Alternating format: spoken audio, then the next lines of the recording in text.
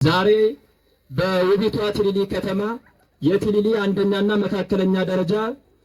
ጂ+2 ህንፃ ግንባታ የገቢ ማሰባሰቢያ ቴሌቶን ላይ ለመሳተፍ እንኳን ደህና መጣችሁ አዲናስ ማለት ፈልጋለሁ። ውድ እንግዶቻችን፣ መምህራንና ተማሪዎች እንዲሁም ወላጆችና የአካባቢው ማህበረሰብ የቲሊሊ አንደኛና መካከለኛ ደረጃ ትምህርት ቤት በ1985 ዓመተ ምህረት በመንግስትና በህብረተሰቡ በህዝብ ትብብር ተመስርቶ በእንጨትና በጭቃ በመገንባት የመማር ማስተማር ሂደት ጀምሮ በርካታ እንቁ ምሁራንን ያፈራ ትምህርት ቤት በረጅም ጊዜ ቆይታ ምክንያት እየፈረሰ መሆኑና